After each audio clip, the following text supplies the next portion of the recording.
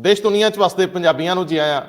ਮੈਂ ਹਰਜਿੰਦਰ ਸਿੰਘ ਰੰਧਾਵਾ, ਤੁਸੀਂ ਦੇਖ ਰਹੇ ਹੋ ਪੰਜਾਬ ਟੈਲੀਵਿਜ਼ਨ ਪੰਜਾਬ ਫਰੰਟ। ਮੇਰੇ ਨਾਲ ਨੇ ਪ੍ਰੋਫੈਸਰ ਮਨਜੀਤ ਸਿੰਘ, ਜਿਹੜੇ ਕਿ ਸਿਆਸੀ ਵਿਸ਼ਲੇਸ਼ਕ ਨੇ ਔਰ ਹਰ ਰੋਜ਼ ਵੱਖ-ਵੱਖ ਪੱਧਰਾਂ ਤੇ ਗੱਲਬਾਤ ਕਰਦੇ ਰਹਿੰਦੇ ਨੇ ਔਰ ਸਿੰਘੂ ਮੋਰਚੇ ਨਾਲ ਔਰ ਖਾਸ ਤੌਰ ਤੇ ਕਿਸਾਨੀ ਅੰਦੋਲਨ ਨਾਲ ਨੇੜਿਓਂ ਜੁੜੇ ਹੋਏ।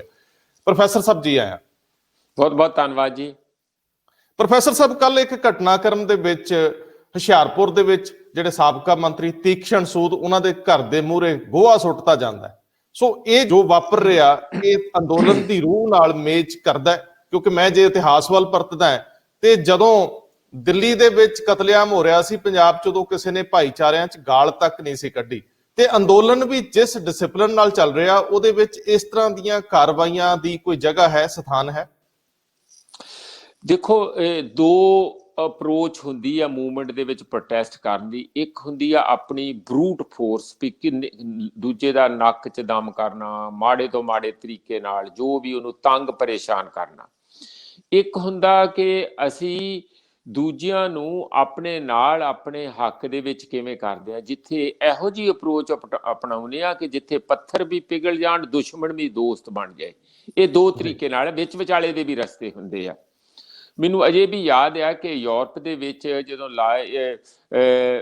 ਬਲੈਕ ਲਾਈਵਜ਼ ਮੈਟਰ ਦਾ ਵੀ ਚੱਲਿਆ ਸੀ, ਈਵਨ ਅਮਰੀਕਾ ਦੇ ਵਿੱਚ ਵੀ ਕਈ ਜਗ੍ਹਾ ਤੇ ਮੈਂ ਦੇਸ਼ਾਂ 'ਚ ਦੇਖਦਾ ਕਿ ਜਦੋਂ ਬਹੁਤ ਹੀ ਵਧੀਆ ਢੰਗ ਦੇ ਨਾਲ ਪ੍ਰੋਟੈਸਟ ਲੋਕ ਆਰਗੇਨਾਈਜ਼ ਕਰਦੇ ਆ ਤੇ ਜਿਹੜੀ ਪੁਲਿਸ ਆ ਉਹ ਆਪਣੇ ਹਥਿਆਰ ਥੱਲੇ ਸੁੱਟ ਦਿੰਦੀ ਹੈ, ਔਰ ਜਿਹੜੇ ਪ੍ਰੋਟੈਸਟਰ ਆ ਜਿਹੜੇ ਉਹਨਾਂ ਤੋਂ ਡਰਦੇ, ਇਹ ਗੋਲੀਆਂ ਤੋਂ ਵਿਛਾੜਾਂ ਤੋਂ ਜਿਹੜੀਆਂ ਡਰਦੇ ਹੁੰਦੇ ਆ, ਉਹ ਇੱਕ ਦੂਜੇ ਦੇ ਗਲੇ ਲਾ ਕੇ ਅਥਰੂ ਘੇਰਦੇ ਆ ਕਿ ਅਸੀਂ ਕਿਉਂ ਦੁਸ਼ਮਣ ਬਣੇ ਆ। ਉਹ ਪੁਲਿਸ ਵਾਲੇ ਇਹ ਦੱਸਦੇ ਆ ਕਿ ਦੇਖੋ ਅਸੀਂ ਮਜਬੂਰੀ 'ਚ ਇੱਥੇ ਖੜੇ ਆ।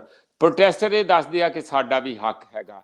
ਇਹਦੇ ਨਾਲ ਇੱਕ ਜਿਹੜਾ ਤੁਸੀਂ ਅਲੱਗ ਢੰਗ ਦਾ ਮੈਸੇਜ ਸਾਰੀ ਦੁਨੀਆ ਨੂੰ ਜਾਂਦੇ ਆ ਕਿ ਅਸੀਂ ਦੁਸ਼ਮਣ ਨਹੀਂ, ਮਜਬੂਰੀ ਬਸ ਜਿੱਥੇ ਜਿੱਥੇ ਕੋਈ ਖੜਾ ਆ, ਪਰ ਅਸੀਂ ਇੱਕ ਦੂਜੇ ਦੇ ਨੇੜੇ ਆ, ਅਸੀਂ ਇੱਕ ਹੀ ਹੈ। ਦੂਸਰਾ ਜਿਹੜੀ ਅਪਰੋਚ ਆ, ਮੈਨੂੰ ਯਾਦ ਆ ਰਿਹਾ ਕਿ ਇਹ ਸਨ 70-71 ਦੀ ਗੱਲ ਹੋਊਗੀ, ਅੱਜ ਤੋਂ 50 ਸਾਲ ਪਹਿਲਾਂ, ਕਿ ਪੰਜਾਬ ਐਗਰੀਕਲਚਰ ਯੂਨੀਵਰਸਿਟੀ 'ਚ ਇੱਕ ਵਾਰੀ ਕਲਾਸ 4 ਸਫਾਈ ਮਹਿਕਮੇ ਵਾਲਿਆਂ ਨੇ ਹੜਤਾਲ ਕਰ ਦਿੱਤੀ। ਉਹਨਾਂ ਦੀ ਕੋਈ ਨਹੀਂ ਸੀ ਸੁਣਦਾ। ਉਹਨਾਂ ਨੇ ਕਿਹਾ ਕਿ ਫਿਰ ਜਿਹੜਾ ਇੱਥੇ ਸਾਨੂੰ ਜੋ ਹਮੇਸ਼ਾ ਦਰਕਾਰ ਕੇ ਰੱਖਦੇ ਆ ਕਿ ਇਹ ਜਿਹੜੇ ਦਲਿਤ ਹੈਗੇ ਆ ਜਾਂ ਜਿਹੜੇ ਵੀ ਸਵੀਪਰ ਜਿਸ ਸਮਾਜ 'ਚੋਂ ਆਉਂਦੇ ਆ, ਤੇ ਉਹਨਾਂ ਨੂੰ ਦਰਕਾਰ ਕੇ ਰੱਖਿਆ ਜਾਂਦਾ, ਇਹ ਇਹਨਾਂ ਤੋਂ ਪਰਾਂ ਹਟੋ, ਇਹ ਫਲਾਨਾ ਢਮਕਾਣਾ। ਉਹਨਾਂ ਦਿਨਾਂ 'ਚ ਤੇ ਹੋਰ ਵੀ ਜ਼ਿਆਦਾ ਸੀ, ਹੁਣ ਤੇ ਕਾਨੂੰਨ ਦੇ ਅਸਰ ਕਰਕੇ ਘਟ ਗਏ। ਉਹਨਾਂ ਕੀ ਕੀਤਾ ਕਿ ਮਰੇ ਹੋਏ ਡੰਗਰ ਲਿਆ ਕੇ ਵੀਸੀ ਦੇ ਦਫ਼ਤਰ ਅੱਗੇ ਰੱਖਤੇ। ਹੁਣ ਚੁੱਕੇ ਕੌਣ? ਕੋਈ ਜੱਟ ਨਹੀਂ ਚੁੱਕੂਗਾ, ਕੋਈ ਬ੍ਰਾਹਮਣ ਨਹੀਂ ਚੁੱਕੂਗਾ, ਕੋਈ ਖੱਤਰੀ ਨਹੀਂ ਚੁੱਕੂਗਾ, ਚੁੱਕਣਗੇ ਤੇ ਉਹੋ ਹੀ। ਉਹ ਫਿਰ ਵੀਸੀ ਨੇ ਕਿਹਾ ਵੀ ਗੱਲ ਬਹੁਤੀ ਨਹੀਂ ਹੈ, ਛੇਤੀ ਮੰਨ ਜਾਓ। ਮੇਰੀ ਬੇਨਤੀ ਇਹ ਹੈ ਕਿ ਜੇ ਇਸ ਮੂਵਮੈਂਟ ਨੂੰ ਗਲੋਬਲਾਈਜ਼ ਕਰਨਾ, ਪੜ੍ਹਿਆਂ ਲਿਖਿਆਂ ਸਿਆਣਿਆਂ ਵਾਂਗੂ ਚਲਾਉਣਾ, ਸਾਰੇ ਦੇਸ਼ ਦੇ ਵਿੱਚ ਇਸ ਨੂੰ ਲਿਜਾਣਾ, ਤੇ ਇਸ ਨੂੰ ਕਈ ਗੱਲਾਂ ਤੋਂ ਸਾਨੂੰ ਬਚਾਉਣਾ ਪਊਗਾ। ਇੱਕ ਤੇ ਅਸੀਂ ਜ਼ਿਆਦਾ ਇਹੋ ਜਿਹਾ ਨਫ਼ਰਤ ਦਾ ਕੋਈ ਬੀਜ ਨਾ ਬੀਜ ਦਈਏ ਕਿ ਵਿੱਚੋਂ ਹੀ ਸਾਡੇ ਦੁਸ਼ਮਣ ਨਵੇਂ ਪੈਦਾ ਹੋ ਜਾਣ। ਇੱਕ ਤੇ ਸਰਕਾਰ ਨਾਲ ਤੇ ਹੈ ਹੀ ਹੈ, ਸਾਡੇ ਨਵੇਂ ਦੁਸ਼ਮਣ ਪੈਦਾ ਹੋ ਜਾਣ। ਕਿਤੇ ਇਹ ਹਿੰਦੂ ਸਿੱਖ ਦਾ ਮਸਲਾ ਨਾ ਬਣ ਜੇ। ਕਿਉਂ? ਇਹ ਸਮੁੱਚੀ ਕਿਸਾਨੀ ਦਾ ਮਾਮਲਾ। ਜੇ ਹਿੰਦੂ ਸਿੱਖ ਦਾ ਮਾਮਲਾ ਬਣ ਗਿਆ ਤਾਂ ਸਭ ਤੋਂ ਪਹਿਲਾਂ ਤੇ ਹਰਿਆਣਾ ਹੀ ਜਿਹੜਾ ਇੰਨਾ ਡਟ ਕੇ ਹੈ ਸਾਡੇ ਅੰਦਰ, ਉਹ ਪਰਾਂ ਹੋਊਗਾ, ਫਿਰ ਯੂਪੀ ਹੋਊਗਾ, ਫਿਰ ਸਾਰੇ, ਫਿਰ ਆਪਾਂ ਇੱਥੇ ਬੀਨ ਵਜਾਉਣ ਜੋਗੇ ਰਹਿ ਜਾਾਂਗੇ, ਆਪਣੇ ਘਰੇ ਨਾਰੇ ਮਾਰਾਂਗੇ। ਇਹ ਨਹੀਂ ਹੋਣਾ ਚਾਹੀਦਾ। ਤੀਸਰਾ, ਇਸ ਨੂੰ ਕਿਸੇ ਕਿਸਮ ਦਾ ਜਾਤ, ਹੋਰ ਕਿਸੇ ਕਿਸਮ ਦਾ ਉਹ ਵੀ ਨਹੀਂ ਆਉਣਾ ਚਾਹੀਦਾ। ਆਈਡੀਆਲੋਜੀ ਠੀਕ ਹੈ, ਸਾਡੀਆਂ ਆਪੋ ਆਪਣੀਆਂ ਆਈਡੀਆਲੋਜੀ, ਵਿਚਾਰਧਾਰਾਵਾਂ ਵੀ ਸਾਨੂੰ ਪਿਆਰੀਆਂ, ਪਰ ਉਹਨੂੰ ਇੰਨਾ ਤਿੱਖਾ ਕਰ ਦਿਓ ਕਿ ਸਾਰਾ ਮੂਵਮੈਂਟ ਦਾ ਹੀ ਮਹਾਨ ਹੀ ਬਦਲ ਜੇ। ਉਸ ਨੂੰ ਵੀ ਬਚਾਉਣਾ ਚਾਹੀਦਾ। ਜਿਹੜੀ ਚੰਗੀ ਸੁਹਿਰਦ ਢੰਗ ਨਾਲ ਕੋਈ ਵੀ ਮੂਵਮੈਂਟ ਚਲਾਉਣੀ ਆ, ਉਹ ਬਹੁਤ ਹੀ ਸੈਂਸੀਬਲ ਤਰੀਕਾ, ਹਰ ਫੂਕ ਕੇ ਕਦਮ ਰੱਖਣਾ ਹੁੰਦਾ। ਉਹ ਅਜੇ ਤੱਕ ਕਾਫੀ ਹੱਦ ਤੱਕ ਅਸੀਂ ਕਾਮਯਾਬ ਹਾਂ, ਪਰ ਜਿਉਂ ਹੀ ਅਸੀਂ ਵਾਇਲੈਂਸ ਵੱਲ ਲੈ ਜਾਾਂਗੇ, ਭੰਨ ਤੋੜ ਵੱਲ ਲੈ ਜਾਾਂਗੇ, ਜਾਂ ਈਵਨ ਟੀਵੀ ਟਾਵਰਾਂ ਦੇ ਕਨੈਕਸ਼ਨ ਕੱਟਣ ਵੱਲ ਲੈ ਜਾਾਂਗੇ। ਤੁਹਾਨੂੰ ਯਾਦ ਹੈ ਕਿ ਈਵਨ ਕਿਸਾਨ ਵੀਰਾਂ ਨੇ ਵੀ ਇਸ ਗੱਲ ਦੀ ਭਰਸਨਾ ਕੀਤੀ ਹੈ ਕਿ ਅਸੀਂ ਤੇ ਸਿਰਫ ਜੀਓ ਦੇ ਸਿਮ ਪੋਰਟ ਕਰਨ ਲਈ ਕਿਹਾ, ਅਸੀਂ ਕਿਸੇ ਨੂੰ ਨਹੀਂ ਕਿਹਾ ਕਿ ਕੋਈ ਤਾਰਾਂ ਕੱਟੋ ਜਾਂ ਕਿੱਦਾਂ ਕੱਟੋ। ਜੇ ਇਸੇ ਤਰੀਕੇ ਨਾਲ ਜਿਹੜਾ ਤੀਕਸ਼ਣ ਸੂਦ ਵਾਲਾ, ਮੈਂ ਹੁਣ ਇਸ ਗੱਲ ਤੇ ਆ ਜਾ, ਕਿਉਂਕਿ ਮੈਂ ਤਾਂ ਇਹਨੂੰ ਭੂਮਿਕਾ ਬਣਾਈ ਹੈ ਕਿ ਆਪਾਂ ਆਪਣੇ ਆਪ ਨੂੰ ਸਮਝ ਲਈਏ ਕਿ ਇੱਥੇ ਵੀ ਜਿਹੜੇ ਬੀਜੇਪੀ ਵਾਲੇ ਆ, ਮੈਂ ਜਦੋਂ ਉਹਨਾਂ ਨੂੰ ਪ੍ਰਾਈਵੇਟਲੀ ਉਹਨਾਂ ਦੇ ਸਪੋਕਸਮੈਨ ਨੂੰ ਮਿਲਦਾ, ਇਨਕਲੂਡਿੰਗ ਗਰੇਵਾਲ, ਉਹ ਕਹਿੰਦੇ ਆ ਕਿ ਸਾਨੂੰ ਜਿਹੜਾ ਪਿੱਛੋਂ ਹੁਕਮ RSS ਵੱਲੋਂ ਕਿ ਤੁਸੀਂ ਇਹੀ ਕਹਿਣਾ ਜਾ ਕੇ ਟੀਵੀਆਂ ਤੇ ਕਿ ਇਹ ਕਾਨੂੰਨ ਹੁਣ ਨਹੀਂ ਬਦਲਣਗੇ।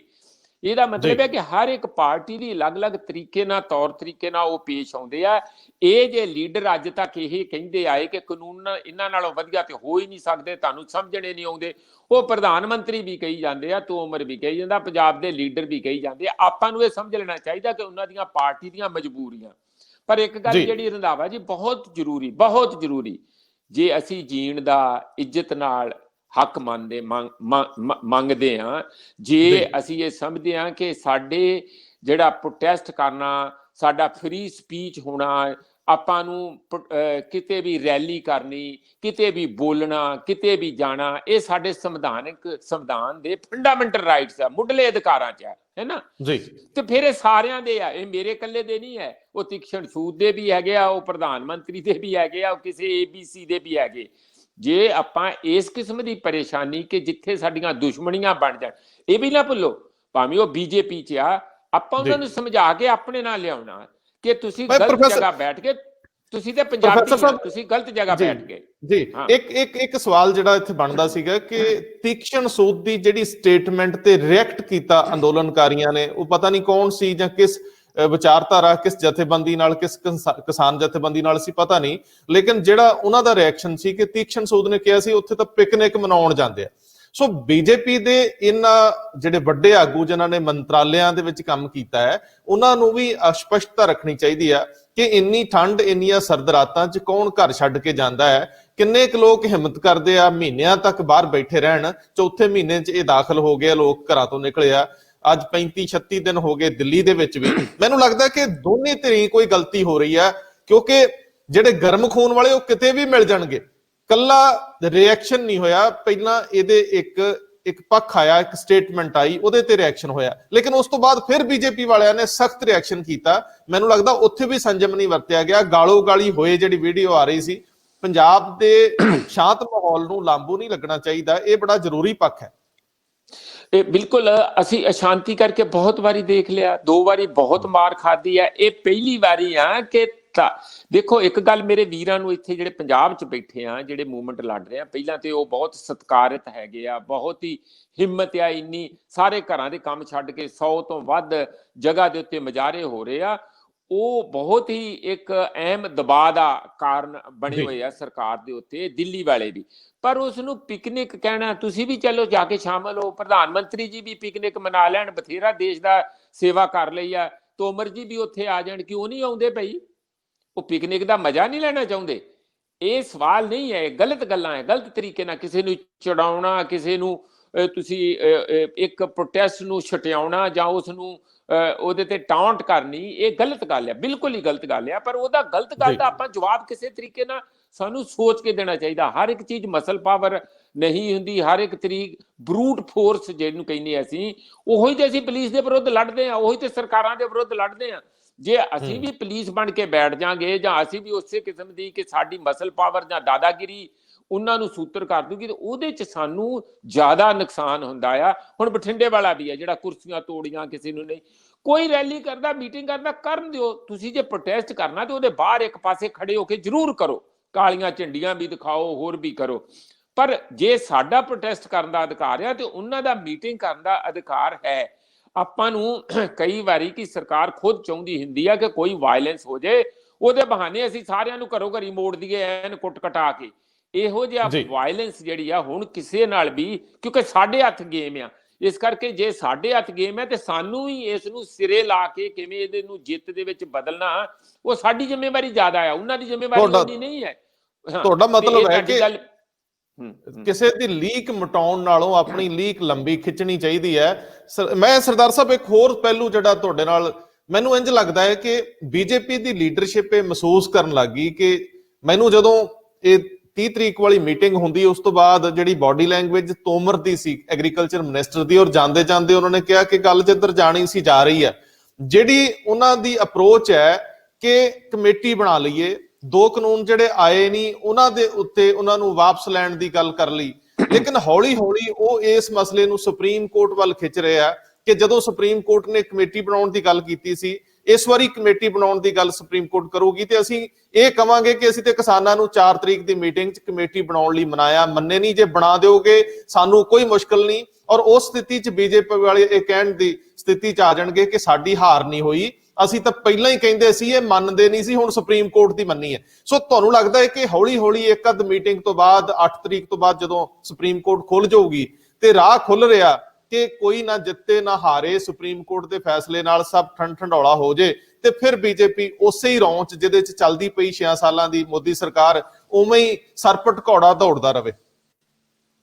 ਦੇਖੋ, ਜਿਹੜਾ ਸੁਪਰੀਮ ਕੋਰਟ ਦਾ ਪਹਿਲਾਂ ਸਾਨੂੰ ਸਾਫ਼-ਸਾਫ਼ ਸਮਝ ਲੈਣਾ ਚਾਹੀਦਾ ਹੈ ਕਿ ਕੋਈ ਕਿਸਾਨ ਜਥੇਬੰਦੀ ਸੁਪਰੀਮ ਕੋਰਟ ਨੂੰ ਅਪਰੋਚ ਨਹੀਂ ਕਰ ਰਹੀ। ਜੇ ਕਿਸੇ ਨੇ ਪਾਰਟੀ ਬਣਾਉਣਾ, ਇਹ ਕਿਸਾਨ ਜਥੇਬੰਦੀਆਂ ਦੀ ਮਰਜ਼ੀ ਆ, ਉਹਨਾਂ ਨੇ ਪਾਰਟੀ ਬਣਨਾ ਜਾਂ ਨਹੀਂ ਬਣਨਾ, ਉਹ ਉਹਨਾਂ ਨੇ ਜੇ ਉਹ ਆਪ ਜਾਣਗੇ ਫਿਰ ਉਹ ਗੱਲ ਅਲੱਗ ਆ, ਪਰ ਉਹਨਾਂ ਨੇ ਜਾਣਾ ਨਹੀਂ। ਕਿਉਂਕਿ ਇਸ ਵੇਲੇ ਜਿਹੜੀ ਜੰਗ ਆ ਜਾਂ ਯੁੱਧ ਆ, ਜਿਹਨੂੰ ਅੰਦੋਲਨ ਅਸੀਂ ਕਹਿੰਦੇ ਆ ਕਿਸਾਨਾਂ ਦਾ, ਉਹ ਬਹੁਤ ਪੀਕ ਤੇ ਪਹੁੰਚਾ, ਬਹੁਤ ਫੈਲ ਰਿਹਾ, ਬਹੁਤ ਚੜਾਈਆਂ ਤੇ ਆ। ਕੋਰਟਾਂ 'ਚ ਕਿਉਂ ਜਾਵਾਂਗੇ? ਕੋਈ ਨਹੀਂ ਕੋਰਟਾਂ 'ਚ ਜਾਵਾਂਗੇ।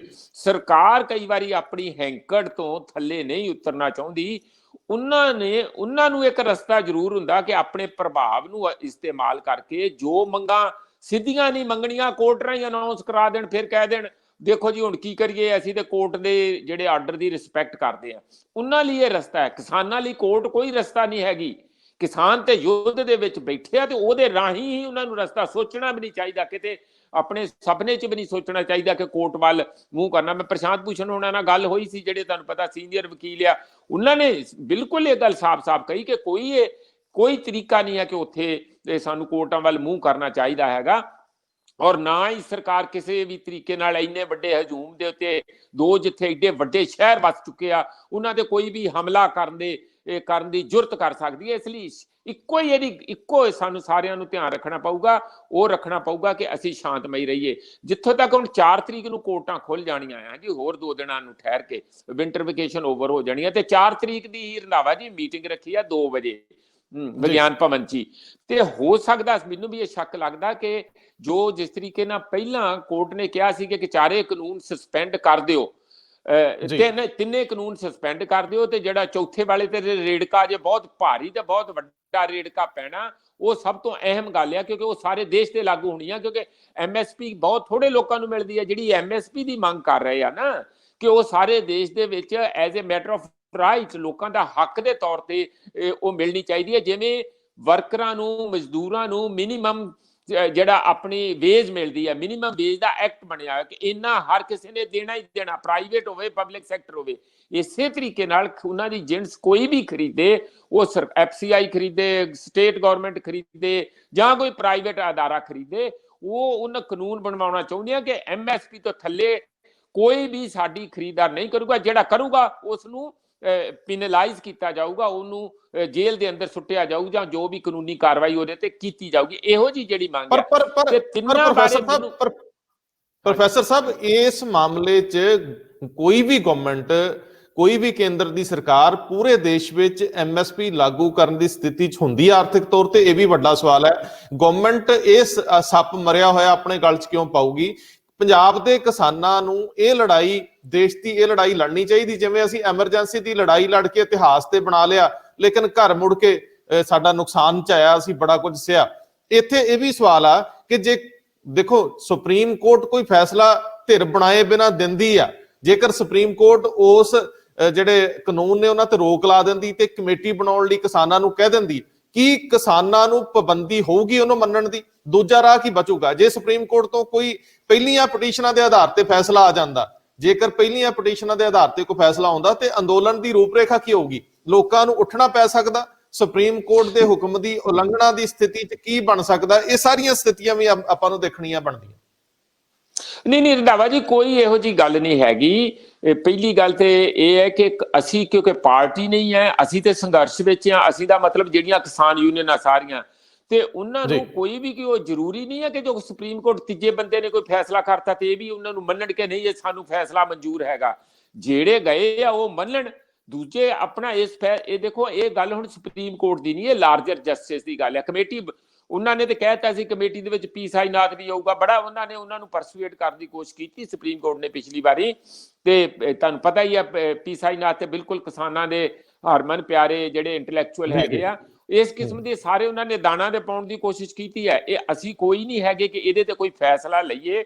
ਮੈਂ ਤੇ ਆਪਣੇ ਵਿਚਾਰ ਇਹ ਦੱਸਦਾ ਕਿ ਇਹ ਜੇ ਸਾਨੂੰ ਸੂਟ ਕਰੂਗਾ, ਯਾਨੀ ਕਿਸਾਨ ਜਥੇਬੰਦੀਆਂ ਨੂੰ, ਵੀਰਾਂ ਨੂੰ ਜਿਹੜੇ ਉੱਥੇ ਹੈਗੇ ਆ, ਜੋ ਜਿਸ ਤਰ੍ਹਾਂ ਹੋਊਗਾ ਫਿਰ ਉਹ ਮੰਨਣਗੇ, ਨਹੀਂ ਤੇ ਉਹ ਤੇ ਬਾਰਗੇਨ ਕਰਨਗੇ। ਉਹ ਕਹਿਣਗੇ ਅਸੀਂ ਇਦੋਂ ਘੱਟ ਥੱਲੇ ਨਹੀਂ ਜਾਣਾ ਹੈਗਾ। ਉਹਦਾ ਦੂਜੀ ਗੱਲ ਜਿਹੜੀ ਤੁਸੀਂ ਕਹਿ ਰਹੇ ਆ ਕਿ ਮਰਿਆ ਸੱਪ, ਇਹ ਮਰਿਆ ਸੱਪ ਨਹੀਂ ਹੈ ਵੀਰ। ਇਹ ਤੁਸੀਂ ਥੋੜੀ ਜੀ ਜ਼ਿਆਦਤੀ ਇਹ ਸ਼ਬਦ ਵਰਤ ਲਏ ਆ ਵੀ ਤੁਹਾਡਾ ਮਤਲਬ ਇਹ ਕਹਿਣ ਦਾ ਕਿ ਜਿੱਥੇ ਉਹ ਦਿੰਦੇ ਹੀ ਨਹੀਂ ਹੈ ਪਹਿਲਾਂ MSP, ਤੇ ਉੱਥੇ ਕੀ ਲੋੜ ਹੈਗੀ MSP ਲਾਗੂ ਕਰਨ ਦੀ? ਗਵਰਨਮੈਂਟ ਲਈ ਮਰਿਆ ਸੱਪ, ਗਵਰਨਮੈਂਟ ਲਈ ਕਹਿ ਰਿਹਾ, ਬਿਲਕੁਲ ਉਹਨਾਂ ਲਈ ਮਰਿਆ ਸੱਪ। ਰੰਧਾਵਾ ਜੀ, ਮੈਂ ਗਵਰਨਮੈਂਟ ਲਈ ਕਹਿ ਰਿਹਾ। ਇਹ ਦੇਸ਼ ਇੱਕ ਵੈਲਫੇਅਰ ਸਟੇਟ ਹੈਗੀ ਹੈ, ਇਹ ਡੈਮੋਕ੍ਰੈਟਿਕ ਰਿਪਬਲਿਕ ਹੈ ਜਿਹਦੇ ਵਿੱਚ ਸੋਸ਼ਲਿਜ਼ਮ ਦਾ ਵੀ ਉੱਥੇ ਸ਼ਬਦ ਪ੍ਰੀਐਂਬਲ ਦੇ ਵਿੱਚ ਪਾਇਆ ਹੋਇਆ। ਤੇ ਜੇ ਤੁਸੀਂ ਵੈਲਫੇਅਰ ਸਟੇਟ ਦੇ ਵਿੱਚ ਕਿਸਾਨੀ ਨੂੰ ਖਦੇੜ ਕੇ ਚਾਹੁੰਦੇ ਆ ਕਿ ਵੈਸਟਰਨ ਸੁਸਾਇਟੀਆਂ ਵਾਂਗੂ ਅਸੀਂ ਸ਼ਹਿਰ ਵੱਡੇ ਵੱਡੇ ਵਸਾਉਣੇ ਆ ਤੇ ਪਿੰਡਾਂ ਚੋਂ ਅਖਾੜ ਦੇਣੇ ਆ ਤੇ ਜ਼ਮੀਨਾਂ ਅਸੀਂ ਕੁਝ ਕੁ ਲੋਕਾਂ ਨੂੰ ਦੇ ਦੇਣੀਆਂ ਪ੍ਰਾਈਵੇਟਾਂ ਨੂੰ, ਇਹ ਨਹੀਂ ਚੱਲੂਗਾ। ਉਹ ਇਸ ਲਈ ਭਾਵੇਂ ਦੇਖੋ, ਇਹ ਤੇ ਤੁਹਾਨੂੰ ਬੜੀ ਮਾਣ ਵਾਲੀ ਗੱਲ ਆ, ਬਹੁਤ ਹੀ ਇੱਕ ਨਵਾਂ ਇਤਿਹਾਸ ਪੰਜਾਬ ਦਾ ਰਣਜੀਤ ਸਿੰਘ ਤੋਂ ਬਾਅਦ ਤੁਸੀਂ ਰਚਨਾ ਸ਼ੁਰੂ ਕੀਤਾ। ਇਹਨੂੰ ਸਮਝਣ ਦੀ ਕੋਸ਼ਿਸ਼ ਕਰੋ। ਆਪਾਂ ਸਭ ਤੋਂ ਪਹਿਲਾਂ ਆਵਾਜ਼ ਉਠਾਈ, ਸਾਰਾ ਦੇਸ਼ ਇਹਦੇ ਤੇ ਮੋਬਿਲਾਈਜ਼ ਹੋ ਰਿਹਾ। ਉਹ ਸਾਡੇ ਸਾਰੇ ਭਰਾ ਆ, ਭਾਵੇਂ ਹਿੰਦੂ, ਮੁਸਲਮਾਨ, ਕ੍ਰਿਸਚੀਅਨ, ਬੋਧੀ, ਸਾਰੇ ਤੁਹਾਨੂੰ ਦੇਖੋ ਜਾ ਕੇ ਬੋਧੀ ਵੀ ਪ੍ਰੋਟੈਸਟ ਕਰ ਰਹੇ ਆ। ਇਹ ਤਾਂ ਹੀ ਆ ਕਿ ਅਸੀਂ ਬਹੁਤ ਹੀ ਸਾਰੇ ਸਮੁੱਚੇ ਮਾਨਵਤਾ ਦੀ ਆਵਾਜ਼ ਨੂੰ ਲੈ ਕੇ ਅੱਗੇ ਚੱਲੇ ਆ। ਸਾਡੇ ਲਈ ਦੇਸ਼ ਨਹੀਂ ਹੈ, ਸਾਡੇ ਲਈ ਮਾਨਵਤਾ ਆ। ਉਹ ਭਾਵੇਂ ਆਪਣੇ ਹੋਣ, ਬੰਗਲਾਦੇਸ਼ੀ ਹੋਣ, ਨੇਪਾਲੀ ਹੋਣ, ਇਸ ਚੀਜ਼ ਨੂੰ ਅੱਗੇ ਲੈ ਕੇ, ਜਿਹਨੂੰ ਇਹ ਪਿਕਨਿਕ ਕਹਿ ਰਹੇ ਆ, ਬੜੇ ਅਫਸੋਸ ਦੀ ਗੱਲ ਹੈ ਉਹਨਾਂ ਦੀ ਸਮਝ ਨਹੀਂ ਹੈਗੀ, ਛੋਟੀ ਸਮਝਿਆ ਉਹਨਾਂ ਨੂੰ। ਜਿਹੜੇ ਆਪਣੇ ਤਿਕਸ਼ਨ ਸੂਰ ਜਾਂ ਹੋਰ ਜਿਹਨੇ ਵੀ ਕਿਹਾ, ਉਹਨਾਂ ਨੂੰ ਇਹ ਸੋਚ ਜਿਹੜੀ ਆ ਵੱਡੀ ਕਰਨੀ ਚ ਪਊਗੀ। ਇਸ ਲਈ ਸਰਕਾਰ ਇਸ ਵੇਲੇ ਕੀ ਕਹਿ ਰਹੀ ਹੈ ਕਿ ਦੇਖੋ ਜੀ ਅਸੀਂ ਤੇ ਇਹ ਦੇ ਨਹੀਂ ਸਕਦੇ। ਕਿਉਂ ਬਈ? ਇਸ ਕਰਕੇ ਕਿ ਸਾਨੂੰ 17 ਲੱਖ ਕਰੋੜ ਰੁਪਈਆ ਖਰਚਣਾ ਪਊਗਾ ਇੰਨਾ ਵੱਡੇ ਪੱਧਰ ਤੇ ਅਨਾਜ ਖਰੀਦਣ ਲਈ। ਇਹ ਗਲਤ ਕਹਿ ਰਹੇ ਆ, ਬਿਲਕੁਲ ਹੀ ਗਲਤ ਕਹਿ ਰਹੇ ਆ। ਇਸ ਵੇਲੇ ਲੱਖ, ਸਵਾ ਲੱਖ, ਮੇਰਾ ਖਿਆਲ 1.5 ਲੱਖ, ਇੰਨਾ ਕੁ ਵੱਧ ਤੋਂ ਵੱਧ ਖਰਚ ਆਉਂਦਾ ਹੋਊਗਾ। ਜੇ ਜਿੰਨੀਆਂ ਕੁ ਹੋ ਰਿਹਾ, 1.5 ਲੱਖ ਹੋਰ ਬਣ ਕੇ 3 ਲੱਖ ਕਰੋੜ ਰੁਪਏ ਚ ਸਾਰੇ ਇੰਡੀਆ ਦੇ ਫਾਰਮਰਸ ਨੂੰ, ਜੋ ਆਪਣਾ ਅਨਾਜ ਲੈ ਕੇ ਆ ਰਹੇ ਆ, ਉਹਨਾਂ ਨੂੰ ਕਾਫੀ ਵੱਡੀ ਰਾਹਤ ਮਿਲ ਸਕਦੀ ਹੈ। 17 ਲੱਖ ਕਰੋੜ ਦਾ ਅੰਕੜਾ ਸਾਨੂੰ ਦੱਸਣ ਕਿੱਥੋਂ ਆਉਂਦਾ? ਬਿਲਕੁਲ ਝੂਠ ਹੈ, ਇਹਦੇ ਵਿੱਚ ਕੱਖ ਨਹੀਂ ਹੈਗਾ, ਗਲਤ ਕਹਿ ਰਿਹਾ ਹੈ। ਦੂਜੀ ਗੱਲ ਕਿ ਵੈਸੇ ਵੀ ਜਦੋਂ ਹੋਰ ਕੋਈ ਤਰੀਕਾ ਬਚਿਆ ਹੀ ਨਹੀਂ, ਔਰ ਅਰਬਨ ਲਾਈਫ ਦਾ ਜੋ ਪਹਿਲਾਂ ਹੀ ਅਸੀਂ ਹਾਲ ਦੇਖਦੇ ਹਾਂ, ਇਹ ਸਰਕਾਰ ਦੀ ਜ਼ਿੰਮੇਵਾਰੀ ਵੀ ਹੈ ਕਿ ਉਹ ਪਿੰਡਾਂ 'ਚ ਵਸੇ ਰਹਿਣ, ਉਹਨਾਂ ਨੂੰ ਉਜਾੜੋ ਨਾ। ਕਿਉਂਕਿ ਸ਼ਹਿਰ ਤੇ ਪਹਿਲਾਂ ਸਾਡੇ ਓਵਰ ਕਰਾਊਡਡ ਆ, ਉੱਥੇ ਕੋਈ ਜੀਵਨ ਨਹੀਂ। ਦਿੱਲੀ 'ਚ ਕੋਈ ਅੱਜ ਜਾਣਾ ਚਾਹੂਗਾ ਜੋ ਦਿੱਲੀ ਦਾ ਹਾਲ ਆ? ਇਹ ਤੇ ਸਭ ਤੋਂ ਦੇਸ਼ ਦੀ ਕੈਪੀਟਲ ਆ ਨਾ, ਜਿਹੜੀ ਅੱਧੇ ਲੋਕ ਬਿਮਾਰੀਆਂ ਨਾਲ ਮਰ ਰਹੇ ਆ। ਇਹ ਸ਼ਹਿਰੀਕਰਨ ਨੂੰ ਛੱਡੋ, ਪਿੰਡਾਂ ਨੂੰ ਵਸਾ ਕੇ ਰੱਖਣਾ। ਤੀਜੀ ਗੱਲ ਮੈਂ ਇਹ ਕਹੂੰਗਾ, ਹੁਣੇ ਹੀ ਕੱਲ ਵੀ ਬਿਆਨ ਆਇਆ, ਉਹ ਆਇਆ ਕਾਂਗਰਸ ਦੇ ਜਿਹੜੇ ਪਹਿਲਾਂ ਪ੍ਰਧਾਨ ਸੀਗੇ, ਉਹ ਹੁਣ ਜਿਹੜੇ ਉਹਨਾਂ ਦੇ ਗਾਂਧੀ ਜੀ ਦਾ, ਇਹ ਯੰਗ ਮੁੰਡੇ ਦਾ, ਉਹਨਾਂ ਦੇ ਬਿਆਨ ਦੇ ਵਿੱਚ ਉਹਨਾਂ ਕਿਹਾ ਕਿ 2,37,000 ਕਰੋੜ ਰੁਪਈਆ ਕਾਰਪੋਰੇਟ ਦਾ ਹੁਣੇ ਮਾਫ ਕਰਤਾ। ਜੇ ਵੀ ਇੰਨਾ ਪੈਸਾ NPA ਦੇ ਨਾਂ ਤੇ, ਨਾਨ ਪਰਫਾਰਮਿੰਗ ਐਸੈਟ ਦੇ ਨਾਂ ਤੇ, ਜੇ ਤੁਸੀਂ ਕਾਰਪੋਰੇਟਾਂ ਨੂੰ ਉਂਝ ਹੀ ਮਾਫ ਕਰ ਦਿੰਦੇ ਆ, ਤੇ ਤੁਸੀਂ ਕਿਸਾਨਾਂ ਨੂੰ ਪਹਿਲਾਂ ਕਰਜ਼ੇ ਚੋਂ ਤੇ ਕੱਢ ਦਿਓ। ਇੰਨੇ ਪੈਸੇ ਦੇ ਨਾਲ ਹੀ 2.5 ਲੱਖ ਕਰੋੜ 2 ਲੱਖ ਕਰੋੜ ਰੁਪਈਆ ਨਾਲ ਸਾਰੇ ਦੇਸ਼ ਦੇ ਜਿਹੜੇ ਕਿਸਾਨ ਆ ਉਹ ਹਰ ਕਿਸਮ ਦੇ ਕਰਜ਼ੇ ਤੋਂ ਮੁਕਤ ਹੋ ਸਕਦੇ ਆ, ਤੇ ਉਹ ਕਰੋ। ਦੂਜੇ ਸਟੈਪ ਦੇ ਵਿੱਚ ਉਹਨਾਂ ਨੂੰ ਮਿਨੀਮਮ ਸਪੋਰਟ ਪ੍ਰਾਈਸ ਦੇਖੋ।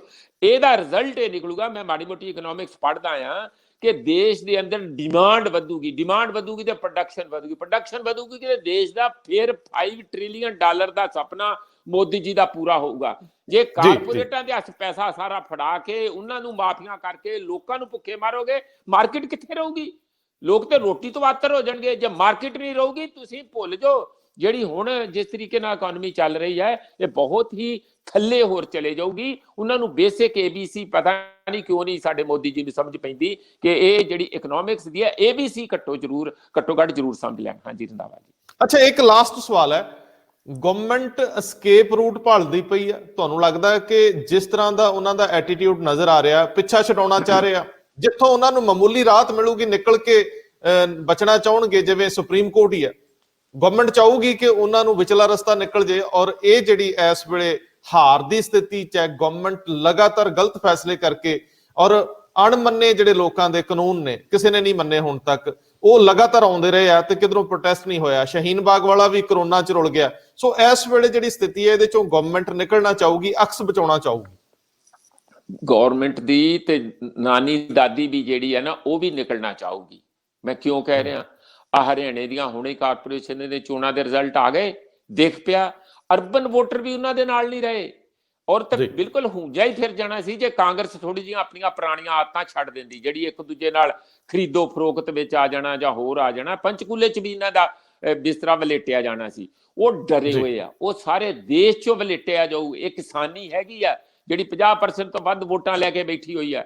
ਇਹ ਤੇ ਇਹਨਾਂ ਦਾ ਇਹੋ ਜਿਹਾ ਪੱਠਾ, ਜਿਵੇਂ ਕਹਿ ਰਹੇ ਸੀ ਗੁੱਡੀ ਤਾਂ ਨੂੰ ਚੜੀ ਹੈ 7ਵੇਂ ਸਮਾਨ ਤੇ, ਇਹ ਹੁਣ ਬਿਲਕੁਲ ਖੂਹ 'ਚ ਸੁੱਟ ਦੇਣਗੇ ਗੁੱਡੀ ਨੂੰ, ਚੱਕ ਕੇ ਧਰਤੀ ਤੇ ਵੀ ਨਹੀਂ ਰਹਿਣ ਦੇਣਗੇ। ਕਿਸਾਨ ਡਰੀ ਹੋਈ ਹੈ, ਬਿਲਕੁਲ ਡਰੀ ਹੋਈ ਹੈ।